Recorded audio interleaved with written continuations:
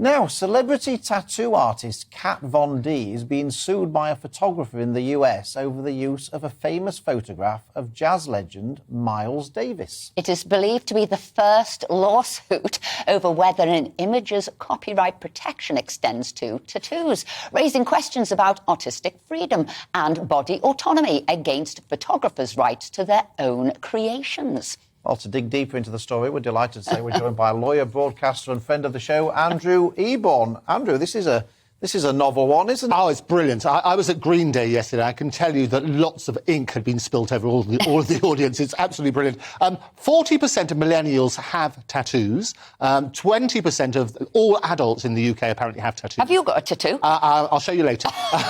But the civil case is extraordinary. People forget about copyright. Now, what copyright is an exclusive right to your artistic work. So if you have a photograph or you have a picture or a tattoo, you own the rights in what you've created. Now, this particular photographer, Jeff Sedlick is his name, created this iconic photograph of Miles Davies.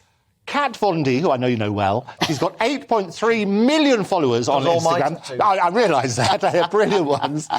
She basically copied the photograph on one of her colleagues. Didn't charge anything, but she's made a lot of publicity as a result of it. What he's arguing as the exclusive copyright owner is that he can control when people copyright or when people copy his work. So he's suing her for that. And he's suing her for damages. He's suing her to deliver up all the social media.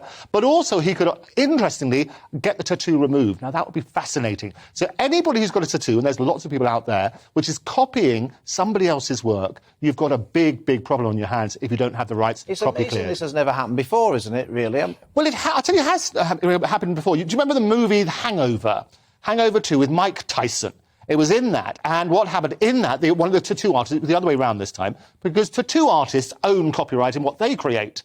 And they did the iconic tattoo for Mike Tyson. That was copied on Stu. I don't know how much you know The Hangover 2, but Stu is one of the central characters. In a drunken fit, he had a Mike Tyson's tattoo put on him. And the tattoo artist, who was Victor Whitmill, sued Warner Brothers, threatened to pull the movie and get an injunction. They settled out of court for probably what was zillions as a result of it. So there is copyright in tattoos. Make sure you get those cleared. And if you do have artistic works, make sure that that's cleared from tattoo artists as well. The only thing I would say, obviously, if they're wonderful artists, then it might be a fantastic tattoo that looks identical to the picture that you sent them. But I have seen too many tattoos where, trust me, you wouldn't know whose original photo it was, and so they probably wouldn't be suing for it. So it's a good point. And the other thing is when people have a loved one who they no longer are in love with, and you have to change the name in an extraordinary way. But yes, it's an essential point to look at. Make sure you get the rights right.